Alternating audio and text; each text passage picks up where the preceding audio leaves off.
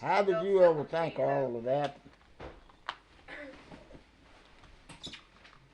She put a lot on there, didn't she?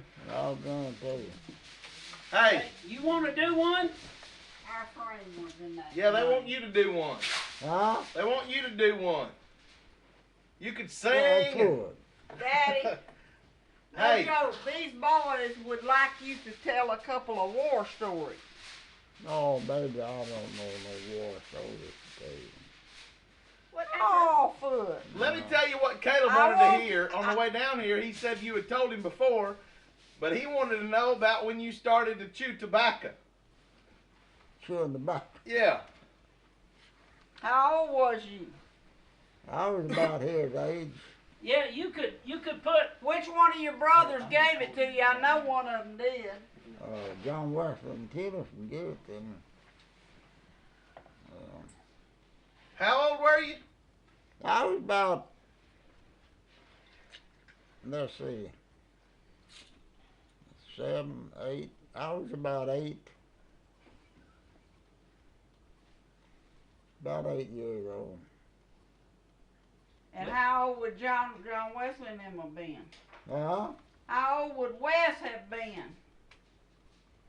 Wes was 3 years older than I was, and Tennyson was about 5. He's younger. 5 years older than No. 5 years old. One of them was 11, one was 13. Yeah. Make you sick? Huh? Make you sick? Woo, did it. I thought I'd die. I vomited. A couple of days, they offered me another chew though, and I taken it. That was the wrong thing to do. You liked it that time, huh? Well, it got a little better, and Wes and Jane Tillman, they was chewing on it, so I just had to keep trying. Don't you keep trying. Where's your mama? She's in there. What's she doing? Looking at that ham. Seeing about that ham. Oh, she got a ham in the stove. No, she's just looking at it. I wanted you to tell these boys about when you seen Patton. When you had all them people come across that bridge. Old Johnny Patton, he was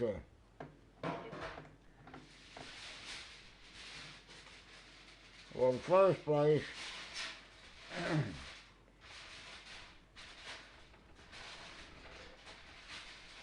he got into it with a boy kind of sassed him, and old General Patton slapped him. And when he slapped him, well, they began to try to talk about what all they was going to do to old General Patton for doing it. And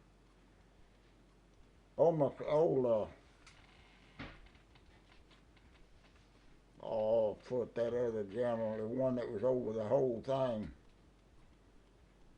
Was it McCarthy? No, MacArthur, he was over the one who went to Japan. Eisenhower. Yeah. He wasn't worth 15 cents for nothing, but he did do a good thing there. He told the army if they just to turn Patton over to him. He turned Patton over to that army, and he joined our army put him over the Third Army. And he was kind of fellow that he just, instead of the other generals, they'd be the last in coming up when we was fighting. But Patton, he was the first and went over to everything. And we'd got to this big river, the Rhine River, and we built a bridge across it. It was about 4 miles across it. We built a floating bridge across it. 4 miles. Yeah. And we built that floating bridge across it. And when we got it built, the first place, they told me to take 4 or 5 men and go down the river about a mile or two, and every hour getting a motorboat and about 5 bums and go out in that river and drop them to keep them from coming up in there with a submarine and blowing that bridge up. So we done that for about 3 days, 3 or 4 days. I know they sent an old boy down there. I had him, I think he was from Louisiana, but anyway, I had him driving, and I was going to drop the bombs. And, I was driving, and he was going to drop the bombs. And we got out there, and just as I hollered and told him to drop them, the motor just quit, just like that. And he was standing there with that, already pulled the fuse on it, and went to hollering. I said, "Throw that thing, boy, throw it." And he just was screaming and hollering, and he finally throwed it, and the Lord was there that day because it didn't go off. And I was just dying laughing. And we got back to land, and I was still laughing. He said, "You ain't got no sense." He said, "We about to get blowed up, and you out there laughing." And anyway, we got through with that and went back up to where the bridge is at. And they told me to go down there and take 4 or 5 men and got the tanks in come down the hill like that and then turn on that bridge to go across it. And our old general told me, he said, "You flag them tanks down to put them about 20 foot apart. We don't want that bridge to sink." I said, "Okay." So we got on that morning, and luckily I seen them tanks coming down that hill, long hill down. And old General Patton was sitting up in that front tank. And he whooped in there with me and stopped. He said, "Corporal, lay the guns up on the tank, head of them going across." I said, "General Major Boynton said, keep them 20 yards apart." He said, "I don't give a damn what your major said." Said, "You keep them tanks." Said, "If it sinks, we'll build another." I said, "You got it." And we stood there for 3 days and nights. And I made them, when one would turn, I'd have the other ones close enough that the gun would be laying on the back of it. And for 3 days and nights, we stayed right there, and them tanks never stopped. And at the end of them 3 days and nights, we got on our trucks and taken off after them. And we rode as fast as they go, and we drove, I believe, 100 and something miles before we caught them. And we caught up with them like one morning, and about 3 o'clock a fella come running down through there and said, "The war is over, the Germans surrendered." And it was over there that day. They never blew that bridge up. That's what I was gonna say. Y'all didn't blow it up after they crossed? No. In fact, we went back and built another one so we could get the stuff back out from over there. And we stayed down on that river. Oh, we must stay down a month or 2 then. But, yeah, the war ended there then. Countries and all he fought many countries. Old General Patton, he flew around there and they began to send all of them over to Japan that hadn't been in there so long. They hadn't been in there long enough. And so they was getting ready to gonna send us back home. And old General Patton, after we left, 2 or 3 days after we left, old General Patton and he had a fellow driving him around, and they had a wreck and they killed him in that wreck. Who? General Patton. Oh. Yeah. Yeah, he got killed there. Well, Where was that? I was in Germany. Was that Frankfurt? Huh? Was that near Frankfurt? Frankfurt wasn't too far from there. It was on the Rhine River. Well, about 150 miles from the Rhine River when the war was over. But Did you go through France? oh yeah, we crossed. We left here and went to Scotland. Stayed there a couple of nights and went across the little old river over into England. Yeah. And we stayed there about 2 months, I guess, 2 or 3. And went on around and got down to the English Channel. And it was about, God, I don't know how far it was across that English Channel, but it was a good long way. But anyway. About 30 miles, ain't it? Huh? It's about 30 miles? At least that far. But anyway, they had, the biggest part of the army had already crossed. And they put us in some boats and we started out just about dusk dark.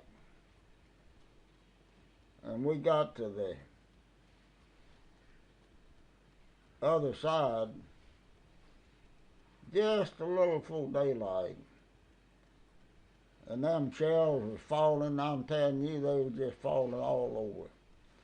And when we started landing, when we jumped out of the boat out about further near to the church down there, I expect, and waited on in.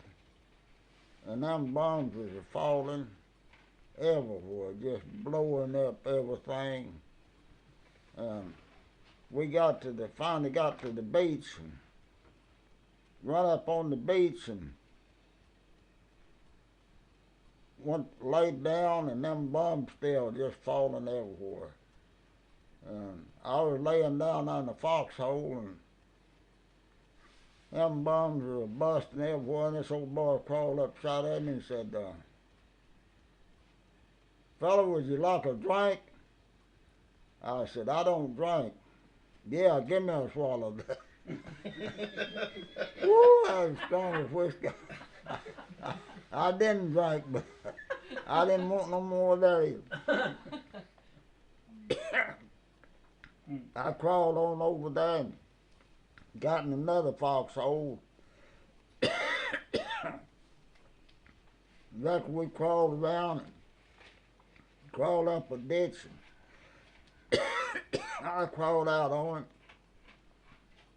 and they was run up there and throw a dead man up there, and there was a stack of dead people as long as this room that high. They were stacking them up there. Americans? Yeah. All Oh of them? yeah. What? That was at Normandy? Huh? Was that Normandy? On Normandy Beach. And we finally worked the way out and got off all down in there a little ways, and it was just that way all the way then. And I don't know, it was something. But we Well, what about the people? Did the people move out that lived there, or did they stay? Oh, they was trying to them. They was trying to get to us to get behind us. All of them could. And that was French people. Yeah, that was French civilians. Yeah. But and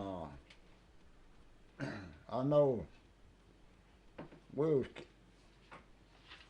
in foxholes there one night out in their ways, and them bums was just a blowing up everything, and a fella crawled up side of my foxhole. He said, son, would you like for me to pray for you? I said, I sure would. And there was a priest, chaplain over in there. And he had prayer with me, and he crawled on off to another hole. Oh. And the next night we was just a little further over, and we crawled up to this. There was a bridge across, and we were supposed to blow that bridge up. And we crawled up behind there. Was an old chicken house and had a bunch of chickens in it. And somebody told us, said, we better dig some foxholes. And we started trying to dig a foxhole, and that was hardest ground. You couldn't dig a hole. That was about 3 o'clock in the evening. Nah, we can't dig no foxhole here. And about sundown, them bums began to drop in there. And then 2 old boys was in the edge of that chicken house there. And exactly there was a bomb hit right behind me. Just stuck down in that chicken house, and it was a dud. It didn't go off. That was another time the Lord was sitting there. Yeah. But anyway, it didn't take long to just dig a foxhole that night. Yeah. They wasn't doing a lot of good, but That ground got soft. old Frenchy Mars, fell from down, a Frenchman down in South Louisiana. He was with me, and we was out there. He could talk French, but this French here and that over there wasn't the same. Yeah. And we was out on that bridge that night, and man, directly here comes a bunch running down that.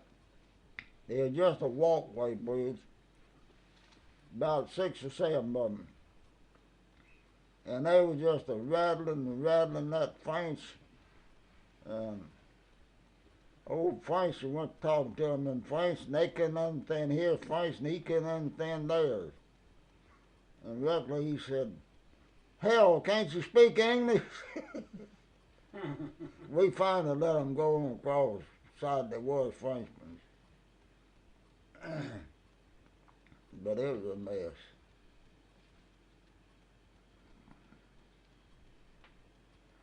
I don't know. When was that? When was that? 40, 43? 40, that was along about 43. Yeah. Well, the war ended in 44, didn't it? Yeah. And, So that would have been about 40, late 43. Or ended in 45. well, I first went in. 46. No. 45. When I first went in, we went to California and stayed there about 2 months. We finished about And went to Canada. And we started building that Alcan Highway through Canada. And it was about 450, 500 miles from it was all woods except there was Indians in there, and Yeah. about 150 miles from Edmonton, there was a little old Indian village, and there was my company got on trucks and things, and we went through the woods and went that 150 miles to that little place, and we started building the road from there out, and the one we left started coming up to us, and they sent one to Alaska, and they started coming down to meet us. And we stayed up there 18 months. That's before you went to Europe? Oh, yeah. I always thought it was after you come back. No, that was for the war. That was before we had got into the war. Yeah. Ask him They had, about going on Queen Mary but and then the other ship where they all got sick. How'd you get to Europe? huh? How did you get over to England? When we got the road built, we went back to Fort Ord, California. Yeah. That's right out this side of Portland. And we stayed there I believe about 2 or 3 months retraining. And when we got through them, we got on the trucks and went to New York and got on a ship. And I forget the name of that ship, but anyway, just a little over 3 days, we got to Scotland. And Was that the Queen Mary? huh? Was that the time you rode on the Queen Mary? Yeah, that's the one we was on going over. Going over? But when we come back, we got on a little old ship, and it taken us 13 days to get back to New York. I got seasick. Ooh, I'm telling you, I ain't never been that sick. I got up that morning, I felt pretty good, and I went down to the kitchen, and that thing was just rocking.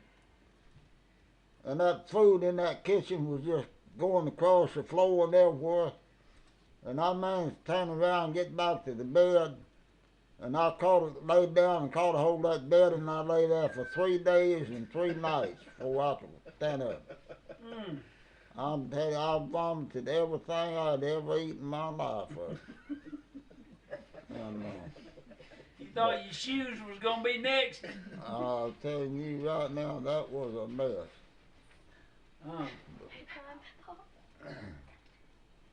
Hmm. Yeah, that was something. You needed a patch. Now they make a little old patch and put right behind your ear, and you don't get seasick. Oh, they do. Yeah. That's what they say. Yeah. Oh, they didn't have no patch then. Well, just last night, Mama or Daddy, somebody was saying that war changed the world, changed everything about the world. Oh, yeah, it did. Yeah, old Hitler just about had everything under control when we got over there. He had done taken France and bombed England so much that they didn't know where they was at.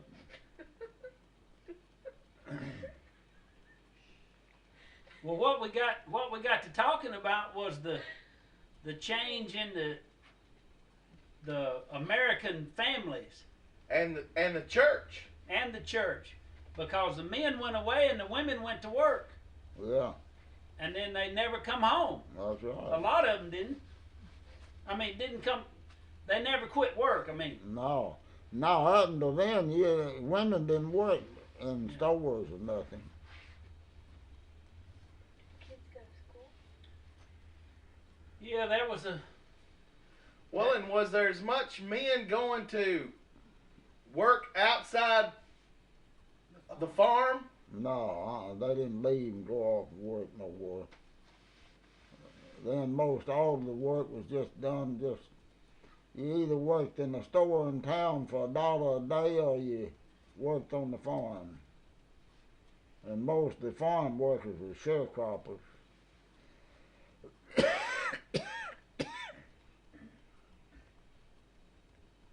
Yeah, it was something. I had a fella tell me the other day that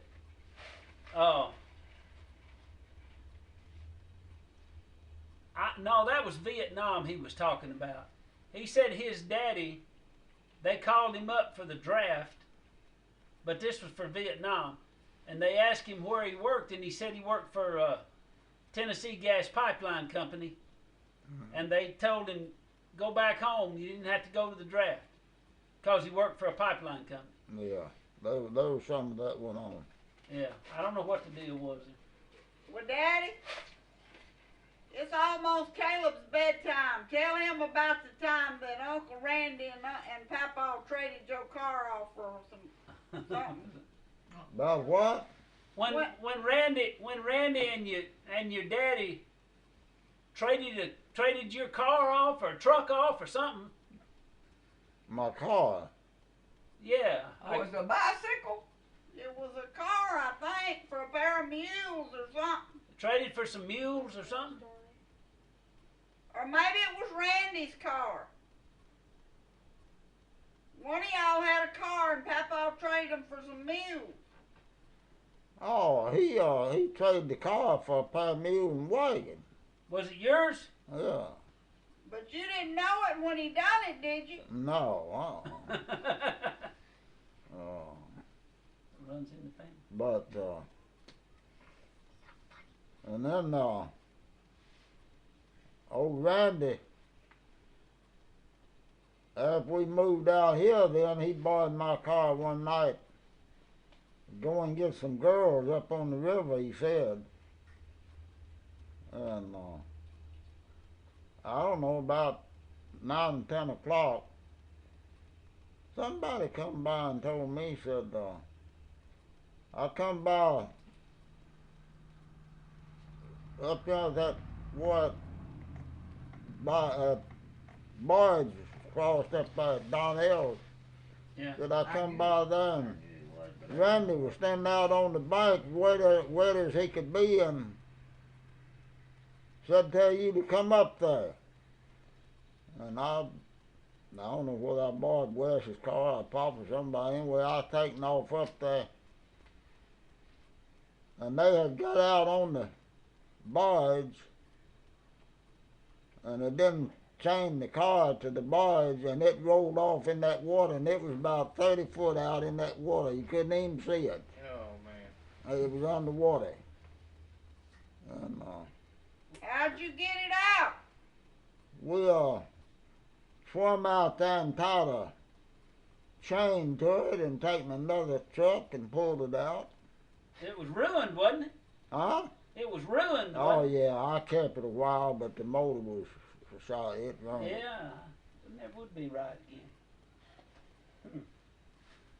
You don't have that kind of trouble with mules, do you? Huh? Your mules, you don't have that kind of trouble with. As long as they don't kick you.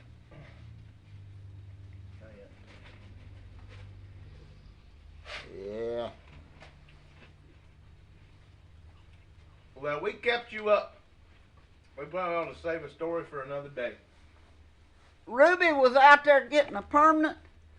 The last 2 times I've seen her, she's told me this story about when y'all lived on New Zion Road. And her and Bennon was going to go take their daddy some water down the field. And Marie wanted to go. So Bennon was carrying the water and Ruby was pushing Marie in the wheelchair. And they hit a rock and it threw Marie out of the wheelchair. And they were scared to death. They'd hurt her. They've got her back in there. And she said, we went on down the field and Marie laughed all the way down there. Now, who is Ruby? Yeah. Cousin. Ruby's mama and Daddy's daddy was brother and sister. Oh, see, I never. What's her name now? Yeah. They lived over across the bayou in front of us by first near the church. And we were sitting out on the porch that night and it come up a storm. I'm telling you right now, it just a few minutes, it just a raining and it blowing right in on that porch. And Uncle Ben and Ruby and all of them come running in on that porch. And we got in the house and got the door shut, and Uncle Ben was saying, "Get under the bed, get under the bed." Woo, I'm telling you, it looked like it was going to blow everything off. When was that? Huh? About what year was that? That was in